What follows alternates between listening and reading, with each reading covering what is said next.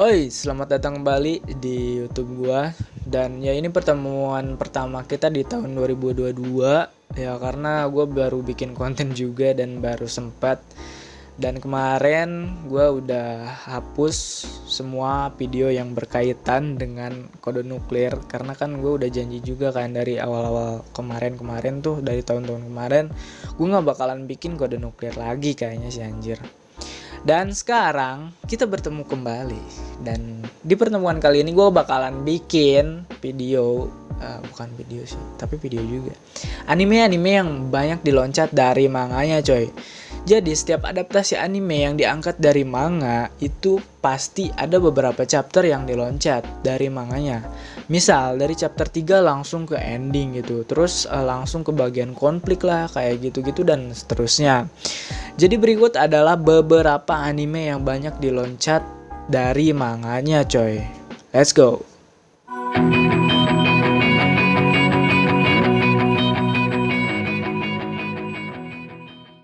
Anime yang menceritakan tentang 5 cewek kembar yang tololnya itu meminta ampun, kecuali Miku yang gak mau belajar sama sekali. Bahkan sampai-sampai bapaknya itu, bukan bapaknya juga sih, kalau misalkan kalian ngikutin manganya atau baca manganya sampai tamat, ini bukan bapak aslinya coy. Dia tuh sekedar orang yang mengagumi ibunya si 5 kembar ini. Jadi kalau bapak aslinya mah gimana ya?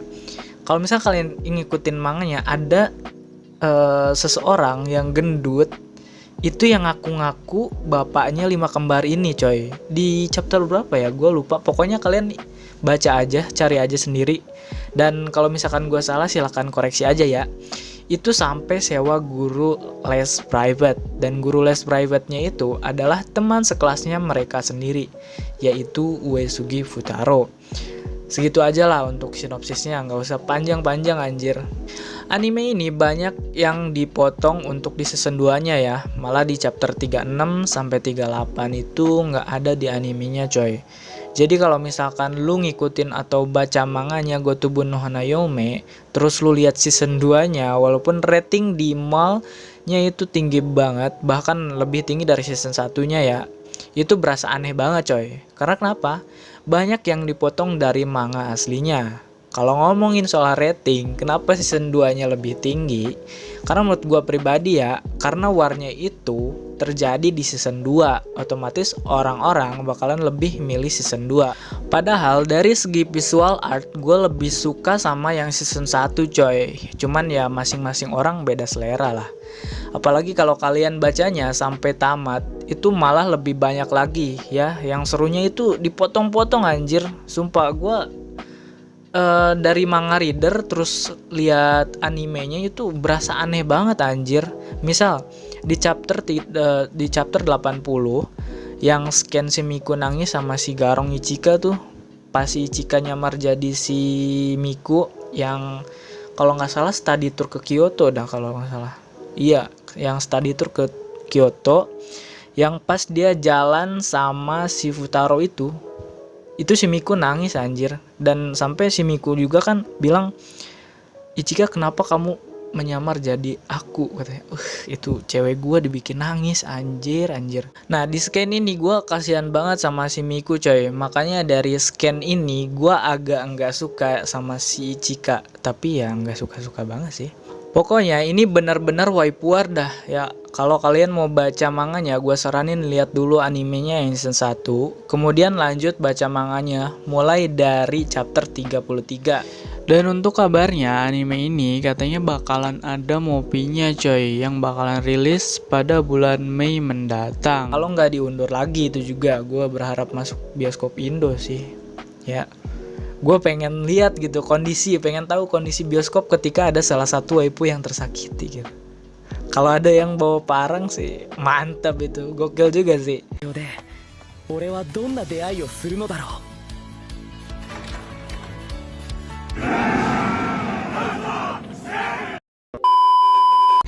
Dan sekedar info, kalau ke anime ini bakalan dapet rute baru coy. Ya intinya rute baru itu ceritanya bakalan beda lagi lah, nggak kayak gini. Kalau nggak salah untuk rute barunya itu berupa novel dah ya, koreksi kalau gue salah. Dan gue juga udah tahu sih sebenarnya dari apa namanya fanpage anime bakalan bahwa Gotobun ini bakalan dapat rute baru berupa novel coy. Jadi masih ada kesempatan buat kalian para waifu-waifu yang sebenarnya kalau misalkan di komik atau di manganya itu Shiotsuba yang menang. Sorry, gue spoiler ya. Sorry banget. Ya sebenarnya Shiotsuba yang menang, cuman gue kurang rela aja kalau misalkan, kalau gue pribadi ya, gue kurang rela aja sama kalau misalkan sama Shiotsuba.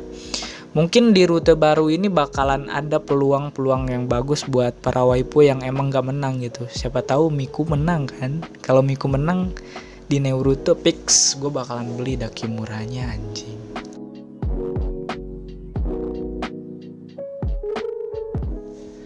Next ada anime Real Life ya, salah satu anime favorit gue coy. Anime yang gue rekomendasiin kalau misalkan lu suka sama anime yang bergenre romance, komedi, sama slice of life atau yang bernuansa perbucinan di sekolah lah.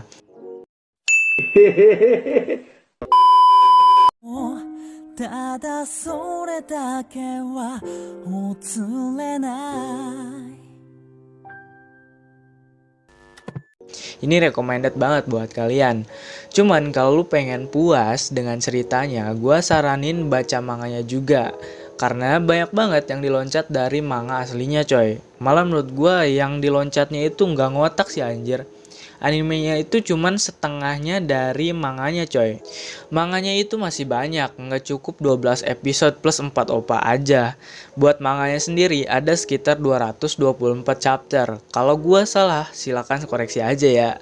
Dan video yang gue playback tadi itu bukan endingnya sebenarnya coy. Ending yang aslinya itu mereka berdua ngebrai sih. Ya lu tau lah ngebra itu apaan. Jadi anime itu nyeritain tentang orang dewasa yang dipecat dari pekerjaannya yang bernama Kaizaki Arata. Kemudian dia bertemu dengan seorang yang bernama Ryoke Ryo dan menawarkan si Arata untuk menjadi eksperimen real life-nya. Jadi si Arata ini tuh dia kembali ke masa lalu untuk mengubah hidupnya coy. Dan disinilah ia bertemu dengan si Juru Hishiro, cewek yang menjadi eksperimen juga. Anime ini berhasil membuat gue nyesek nih, apalagi di scan si Arata mau pisah sama si Hishiro. Terus pas di karnaval itu loh, yang pas lihat kembang api bareng si Arata nahan banget tuh, padahal udah suka sama si Hishiro, cuman si Arata nganggap si Hishiro tuh cuma NPC anjir. Ya jadi dia tuh nahan buat nembak si Hishiro. Padahal si Hishiro juga adalah hasil bahan eksperimen atau subjek eksperimen sama kayak si Arata. Apalagi pas si Hishiro nulis aku mencintai Kaizaki Arata anjir. Di tangan dia itu pecah banget sih. Itu ending ya, untuk ending di anime. Kalau misalkan di manga itu belum ending coy. Itu pecah banget sih sumpah. Bahkan si Onoya juga sampai nangis, dan si Shiro juga dia nggak mau lupain si Arata karena perjanjiannya kalau misalkan eksperimennya berhasil mereka bakalan kembali ke jadi orang dewasa lah. Makanya si Hishiro nggak mau lupain si Arata karena udah terlanjur suka anjir. Lu bayangin aja nih, lu udah suka sama orang ditinggalin anjir, di ghosting lo, parah. Tapi nggak di ghosting juga sih karena si Aratanya juga suka kan, jadi sama-sama suka coy.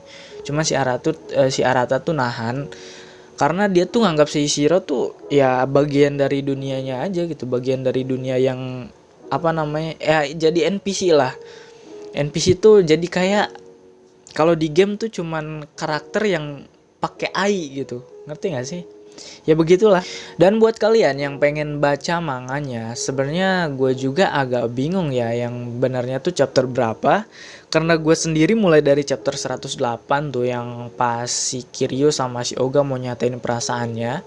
Intinya pas festival kembang api aja lah.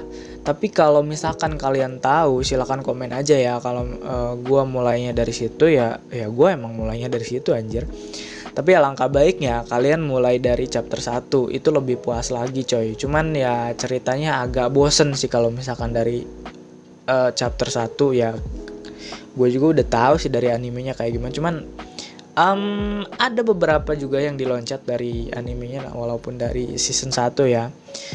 Karena dari episode 13 ke OPA itu jauh banget anjir yang diloncatnya. Intinya anime ini banyak bikin bapernya coy. Nyeseknya juga ada, terus dramanya juga ada. Recommended lah buat kalian yang nyari anime yang nyesek-nyesek dan endingnya itu happy banget. Apalagi kalau kalian baca manganya itu bakalan kerasa feelsnya.